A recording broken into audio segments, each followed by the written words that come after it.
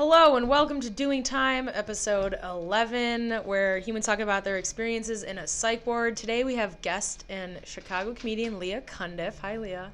Hello. How are you? Doing alright, how are you? Good.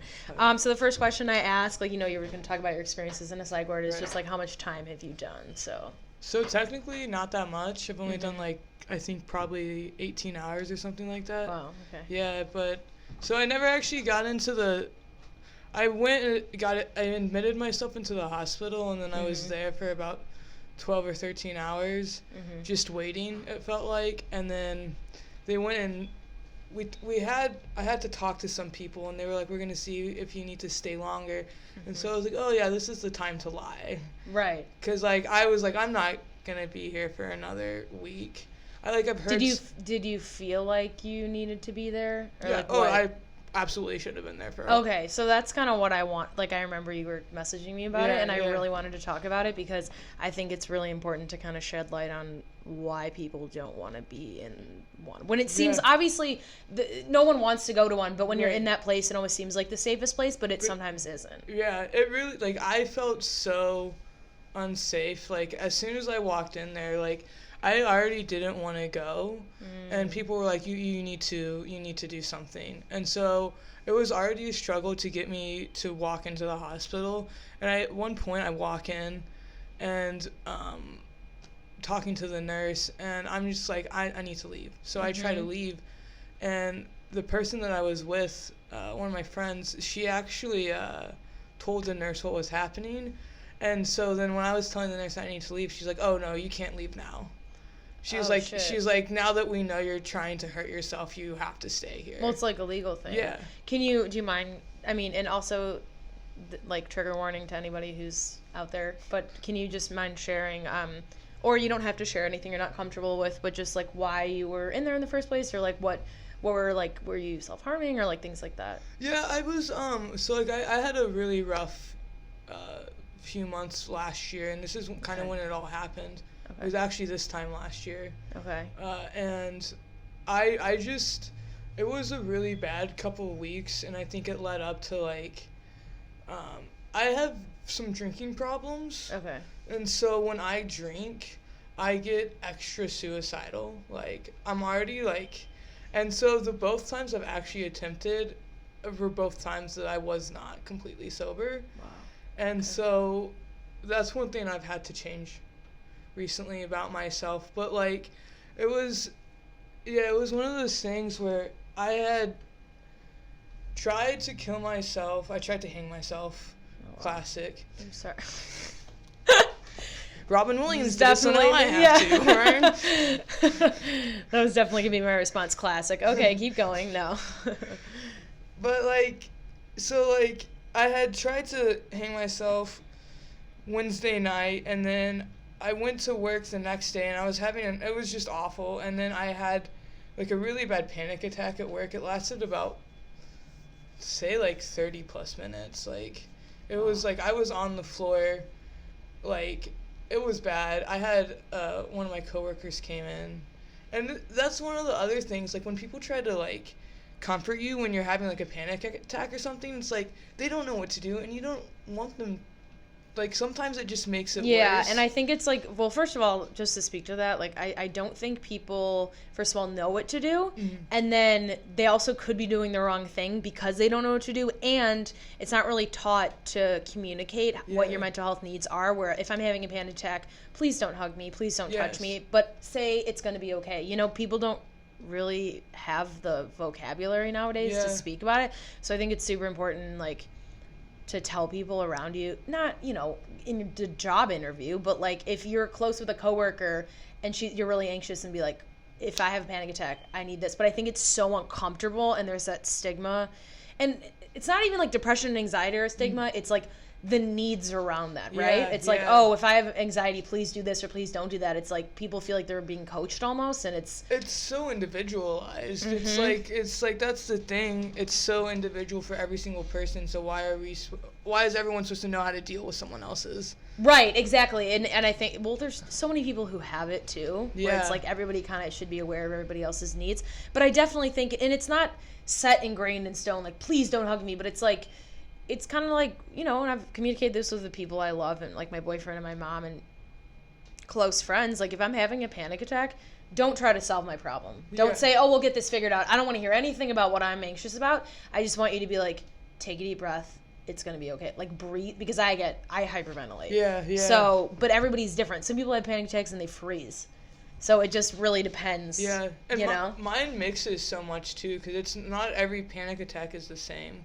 Like it has similar like things. Like I think one thing I do is like I'm always like rocking back and forth. Like I have to be on the ground. I have to like feel cold. That's one, like temperature is something that's always helped me. Does heat make you nervous? No. Okay. When I'm hot, I get super anxious. Really? Yeah, I start like sweating and getting like my head starts spinning. But yeah. That makes sense. But it's different. See, it's like it's different for everybody. Yeah. Like.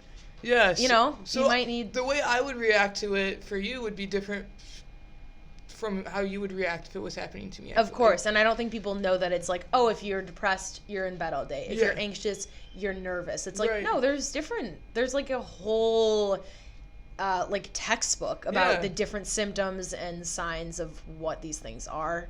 So, so you had a panic attack. Yeah, so I had a panic attack, and when I had that panic attack, I had called my friend at the beginning of it. Okay. And was like, I don't know what to do. I didn't know. Part of me didn't even know why I had called her, because it was like one of those things, like it was the beginning of our friendship, so we were friends and we had seen each other around and we've talked a lot, but it wasn't like we were best friends. Like we didn't hang out every day, stuff like that.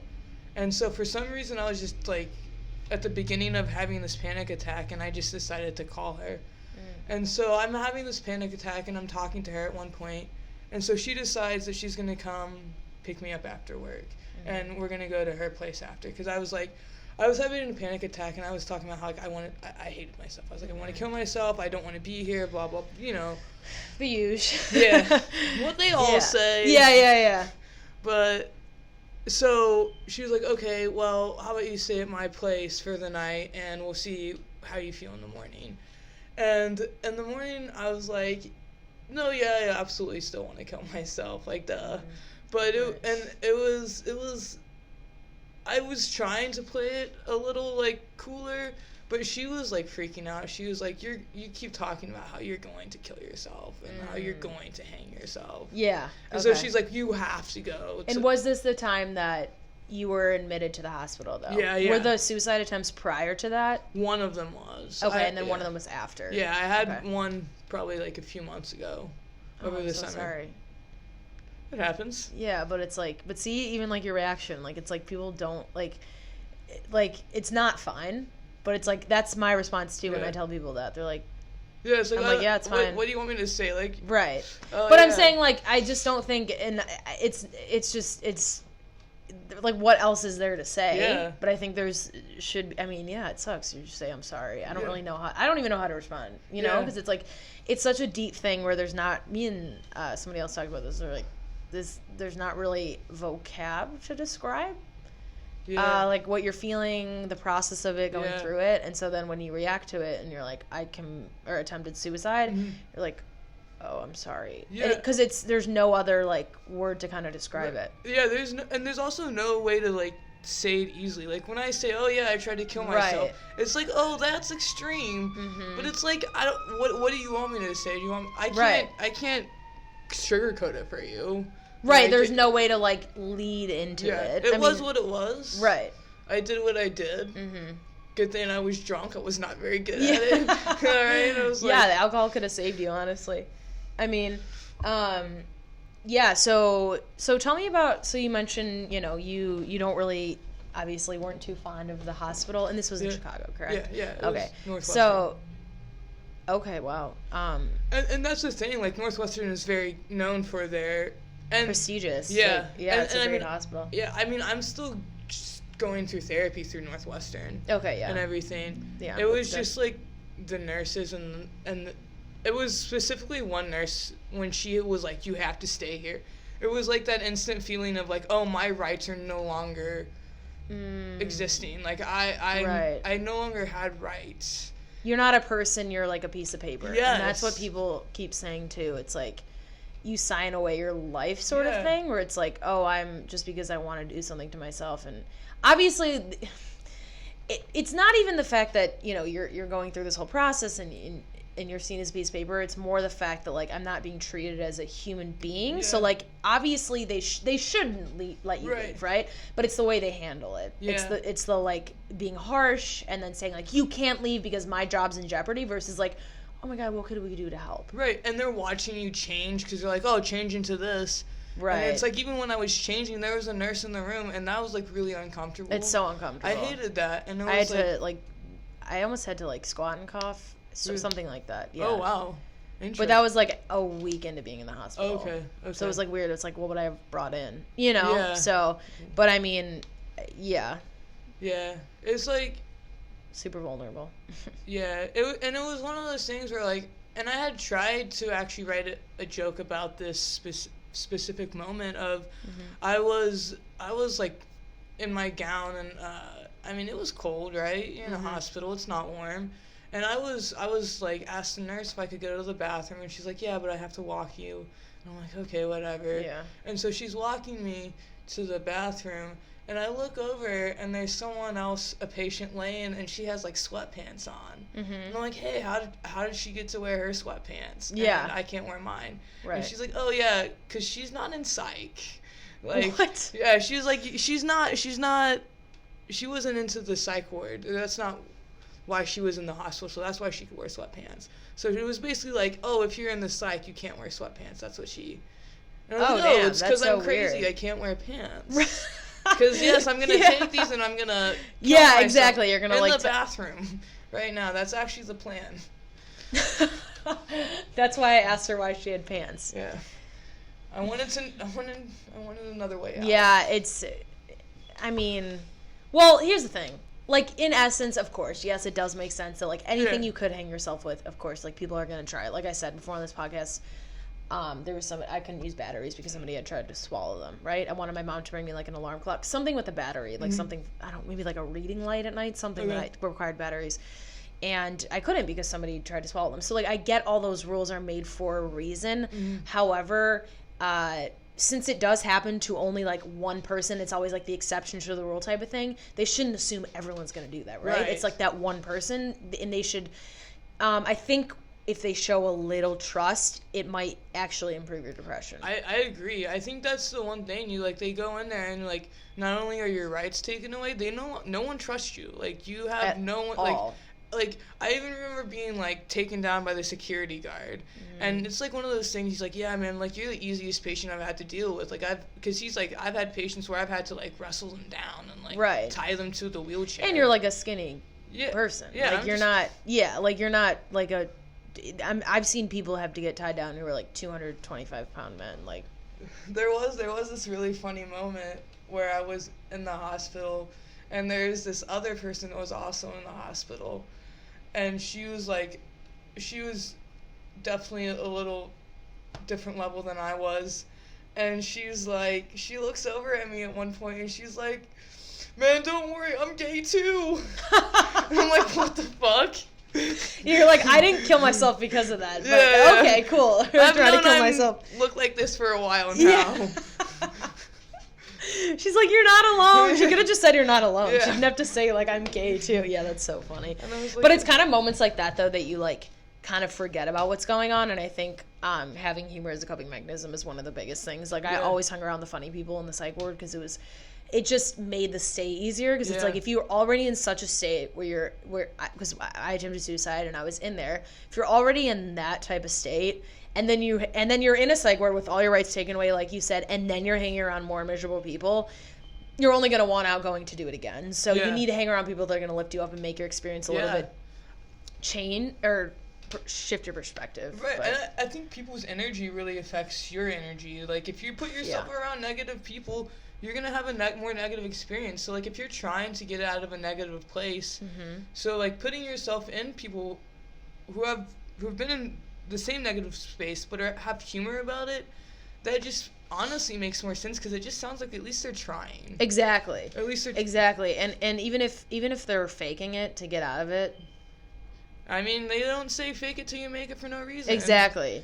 So you mentioned that you were only in there for like 18 hours. So what happened between like the time you got there and why you left and stuff?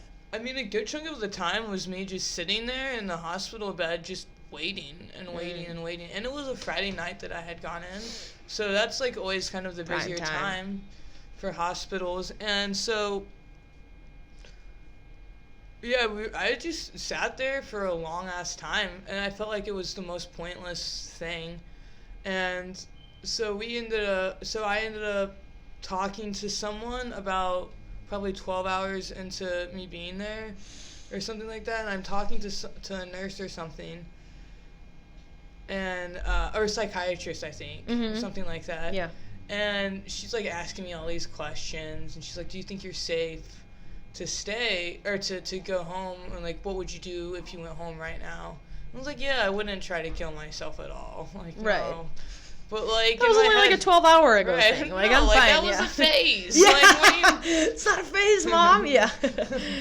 That's so fun. Yeah, I mean, so you said, I'm not gonna try to kill myself, and they let you go. Yeah, they were like, and it took about 2 or 3 hours to get to that point, but they were like, because they had kept going back and forth, and I had talked to them a couple times. And then they actually brought the person that I was with to talk to them as well.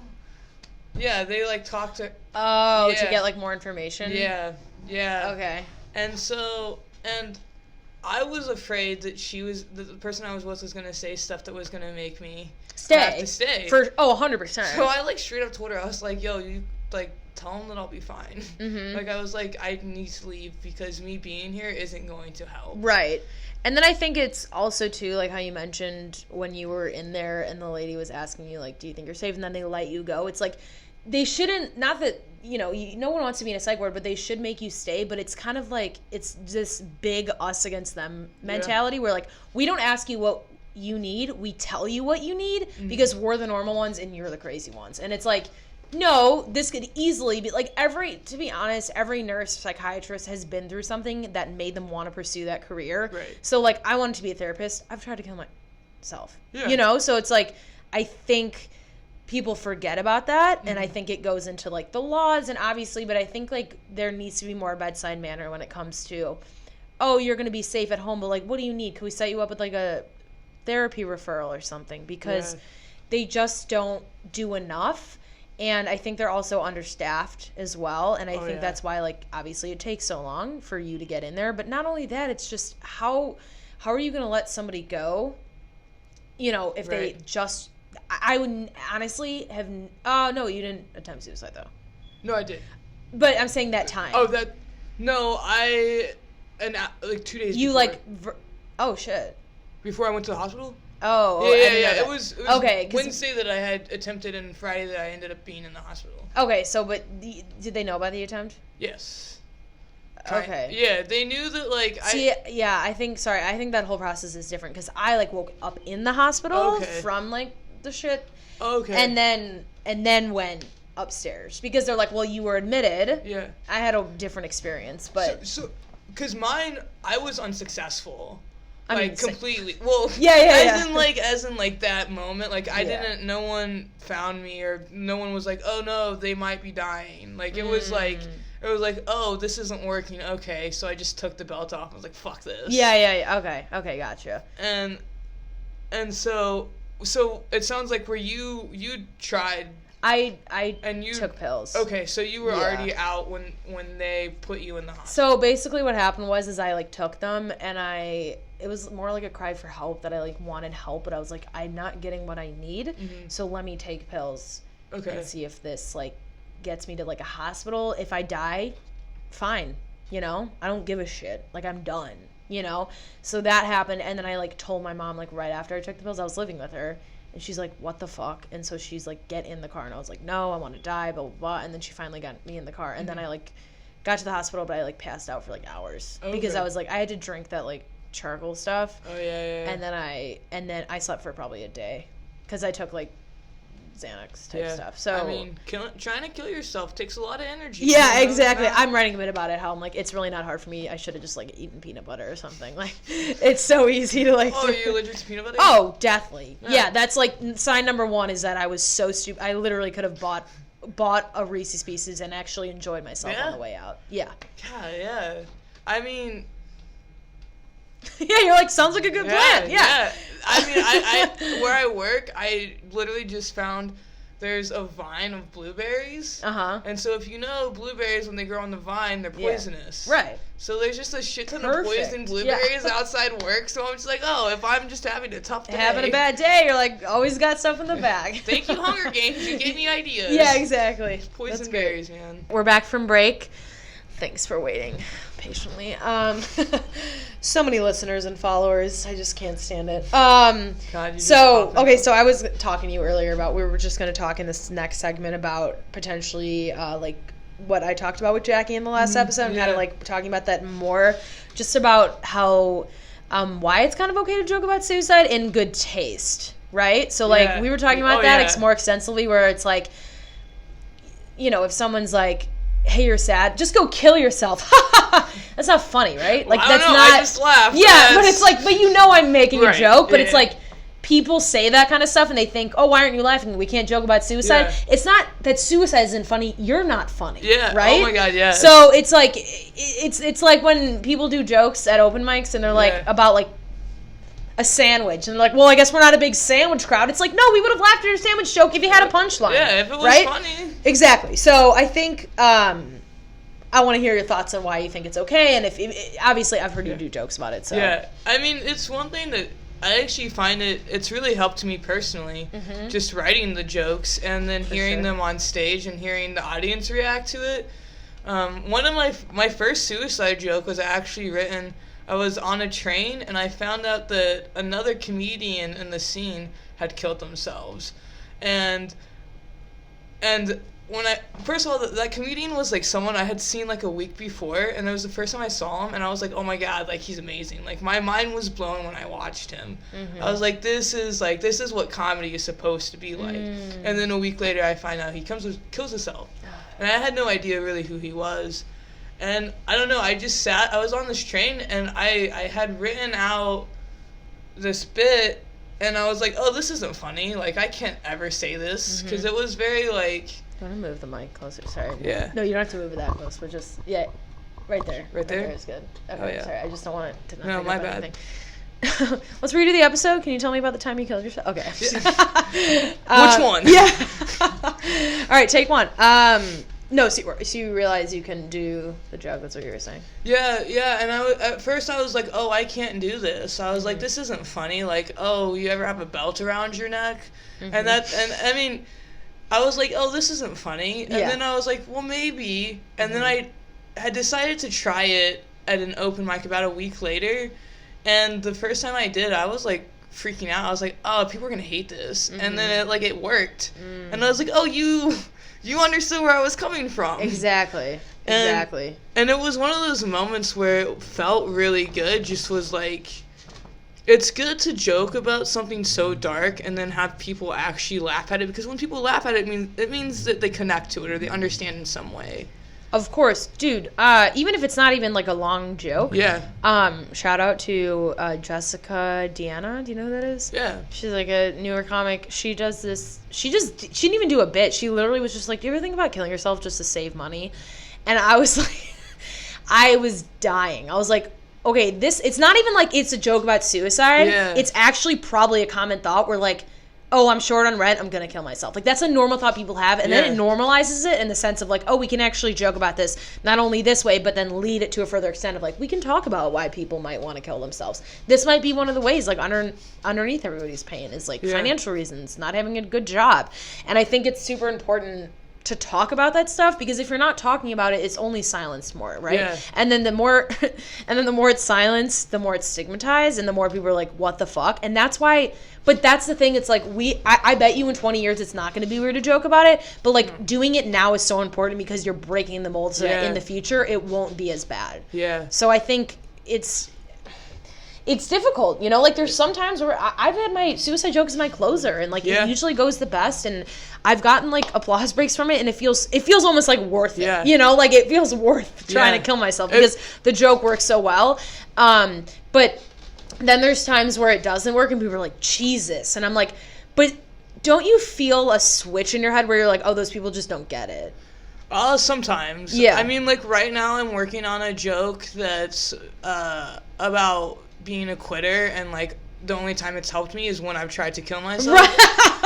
Yeah, that's funny. And so the way I've been working on it recently, I've been using very like aggressive words, like, oh, like I just tried to hang and it doesn't work completely. Like I'm still having to work on the way that I word it. Like I can't go out and, like you said, it to make a suicide joke funny, it's difficult. It is, and it really does. It's almost as hard as killing yourself.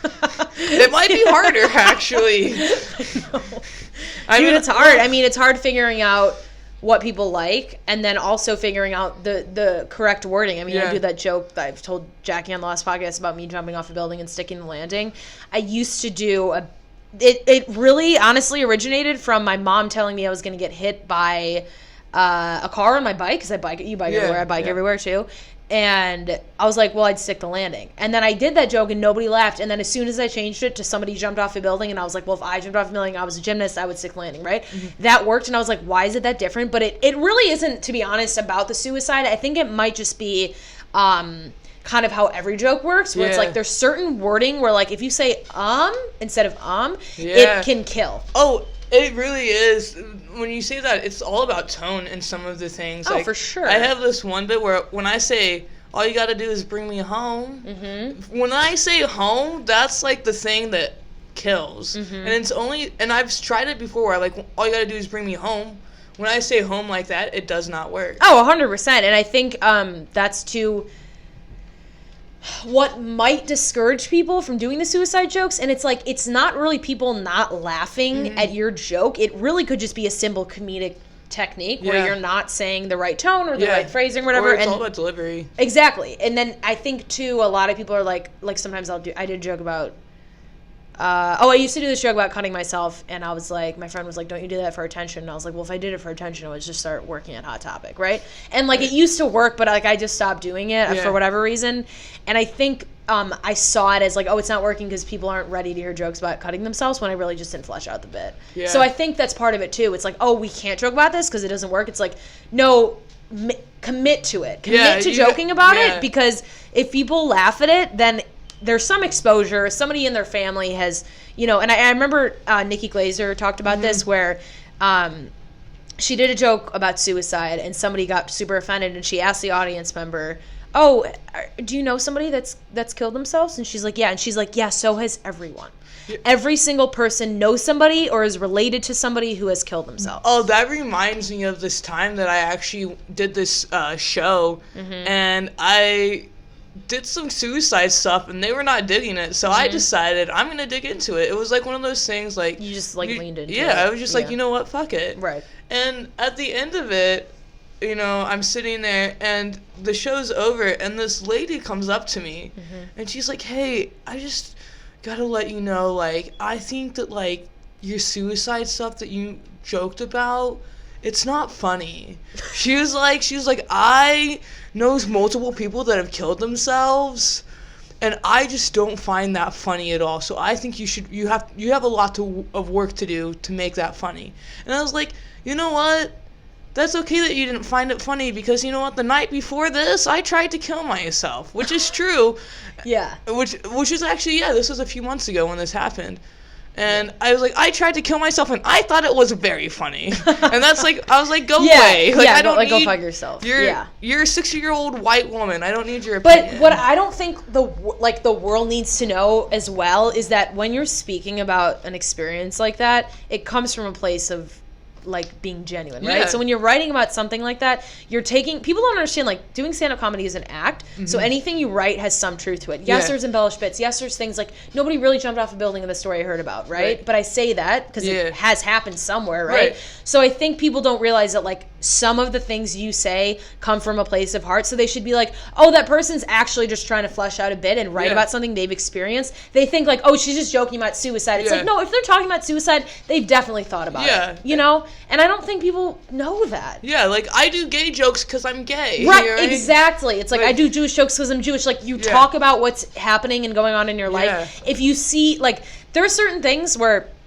I'll do one joke and it won't work and I'd stop working on it because I'm not passionate about it. I work the most on my depression jokes, my suicide jokes, and mostly like recently my breast reduction jokes, right? But those are the most recent things that have been going on in my life. Right. So I think people need to know that like you're joking about it because not only are you trying to break a stigma, but you're also trying to come out of a place of like, oh, I've actually been through this. But people don't know that. And I do have about 5 or plus minutes of suicide depression stuff, and I have noticed that like if I want to do all of it, I have to like ease myself into it, and so like I've come up with bits to ease into that. So like one of my like that's great, but that's smart. Yeah, like one of my easing into jokes of like suicide is like one of my go-tos is like, you ever get that feeling like you're just ready to shoot a bitch? Yeah. But turns out that bitch is you. Yeah. Like I like that. Yeah. It's just it's an easy one to get people into it, and it's not really like it's not heavy. Right. Like you can tell it's a joke. Everyone's wanted to kill somebody for whatever reason. Like everyone's always been like, I'm gonna shoot that bitch. Exactly. So I think, but then again, it is smart. It is suicide. It's very heavy, and we're not discrediting that. And I think it's super important. Like I said, my suicide joke is my closer, so it's something that I've eased the audience in to be like, I'm dark. I'm not going anywhere light soon. So here's my closer, right? So I think a lot of times people are so uncomfortable with it's very uncomfortable. I mean, especially like if it doesn't work and there's that energy in the crowd of we're not going to talk about this and we're going to block you out almost. It's more like, oh, we're not ready to hear this. But one thing is sometimes it gets really shocking when an audience is super into it. Like when you go from like a show that's like they're like you do one set and they hate it, and then you do the next set and all the audience like loves your suicide stuff. Just depends on the crowd. Yeah, I've heard like you said, I've heard claps and stuff. Like some of the suicide stuff that I do, like I've heard it like tickle people the most. Like out of I don't know. I feel like it's because it's just more relatable, because I think more people are suicidal or deal with depression than what we think. Like, like everyone hides it. Yeah. Like so many people hide it. But that's why we should joke about it. Yeah, exactly. Because then once you joke about it, oh, this is normalized. Yeah. Once you can joke about something, it's normalized a little bit more, and then we can talk about it more. And it's also gonna help other people, and like when like people seeing you, that could lead to a conversation for them personally with someone else. Like 100%. Like like this comedian is joking about suicide, and like you and your friend go out after the show like, oh hey, by the way, I kind of want to kill myself. Right, exactly. Or just like, oh, I've had those thoughts. Yeah, like I something related like that, to that.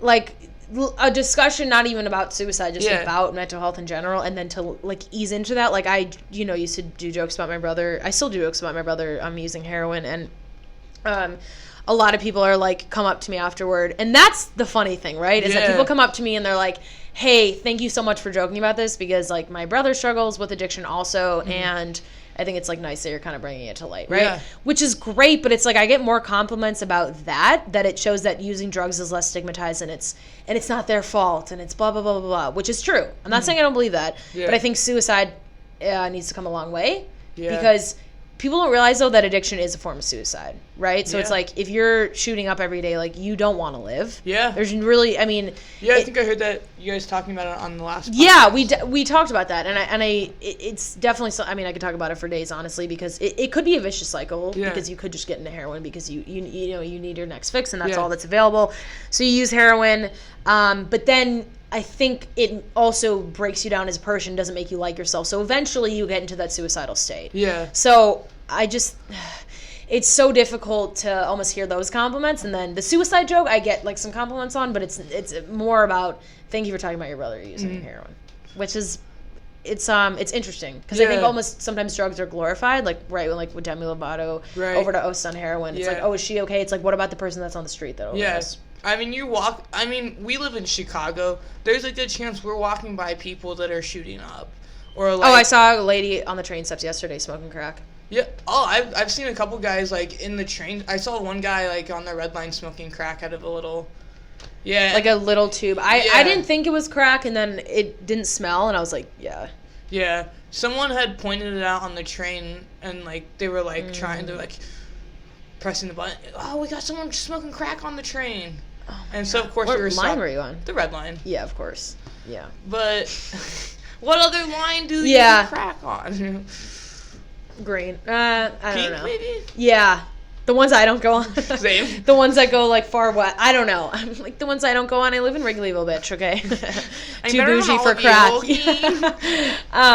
No, but I do think it's super interesting on, like, what people almost think is okay to joke about and what isn't. Yeah. And there's definitely lines and there's certain things that you shouldn't say, but if you've experienced it, you should talk about it. I agree. And that is one thing, too, for me, like, I don't believe in filtering people, and so, like, there's definitely times where I hear bits that I hate, and I'm like, that's not funny, but also I feel like that's not my point to tell people that, and so, like, I think when people say that certain topics are off limits, for me, I've always kind of, like, I feel like I'm really going headstrong into, like, this idea that, like, whatever's on my mind, I should have the right to joke about it, whether you find it funny or not, and I know a lot of people would disagree with me, and there's a lot of, like, I think also a lot of male comedians use that as an argument, like, oh, I can talk about abortion or joke about it. Right. But there's a fine line, and it's really hard. Of course. A good abortion joke is a good abortion joke. I mean,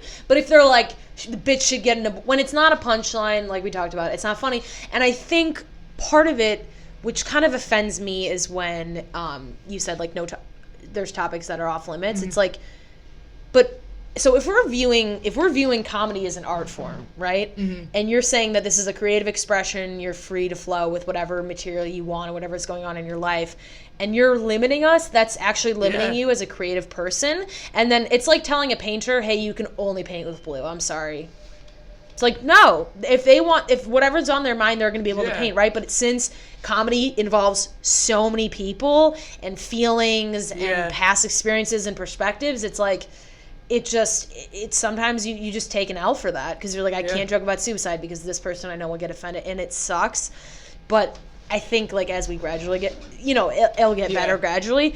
But it's so interesting to find out which place is off limits and which place is this, and it's, like, Zany's is clean, but I do my suicide jokes there and they work the best there, right? So, like, I think it's a dark room, like, actually, like, it's very dark in there.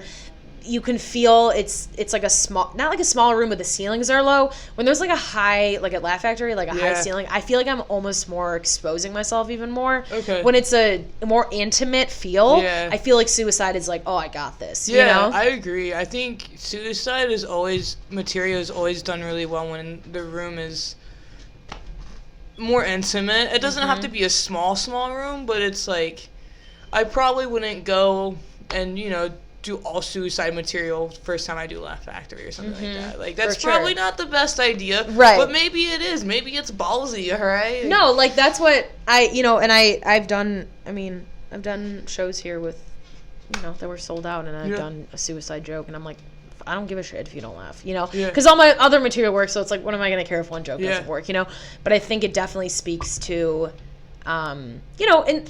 and there's some comedians who are like, well, it doesn't work. It's like, well, it doesn't work anywhere else.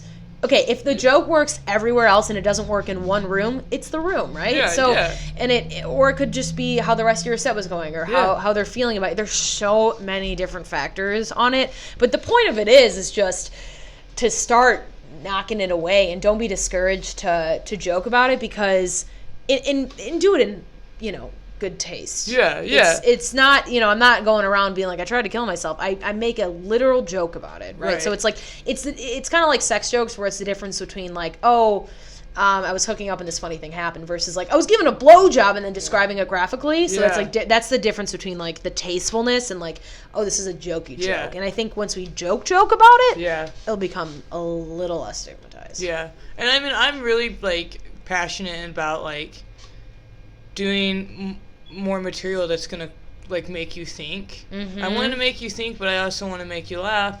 And also, my delivery 100%. is like very Deadpan. Yeah, Mm-hmm. and so I feel like I've noticed that it usually suicide jokes work well for me when I like the way just because of the way I say Your it. demeanor, for Yeah. sure. Like I've had people tell me like straight up like, hey, if someone else would have done that joke, I would not have laughed. Mm-hmm.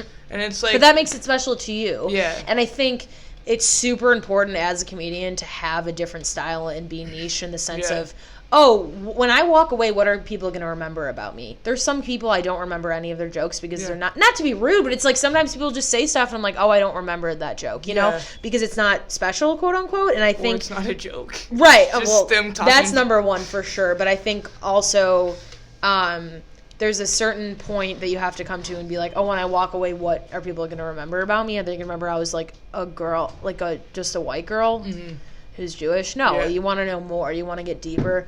And you want people to like also like have questions. And I think that's important instead of just going on about what do you see this in the news the other day? I mean, there's different comedians for sure, but I think like going deeper at a level is very important, especially if you're trying to advocate for mental health and also make it less stigmatizing. In that sense. So yeah.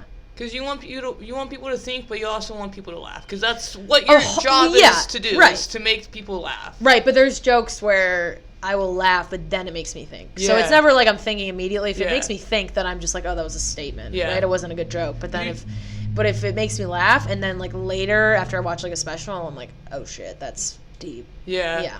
Like, you just don't want to make it a TED Talk about suicide. Oh, no, that's the last thing you sure. want. Yeah. Okay, so we're running out of time, but where can people find you? Instagram, Twitter? Yeah, Instagram, LDC stop. We can put it up on the video. I have a Twitter. I never use it. Okay. I have some shows coming up. Yeah, No plug Place your Like shows. House. Oh, yeah, I'm on the show. Yeah, Drew's on it. Jackie and I host it, actually. Yeah. So Where is it? It's at Jackie's place. Okay, yeah, you want to give her address on here, but but it'll be on your Instagram. Yeah, right? it'll be on our Instagram. We'll be promoting that soon. I got other shit. Yeah. But I'm so bad at promoting. I hate going through Facebook because people are like posting their shows every time. Yeah. And I just never post my shows. We'll post it on Instagram. People will see it. So, like, rate, subscribe, review, follow, all that good stuff. Thank you for watching Doing Time. Hell yeah.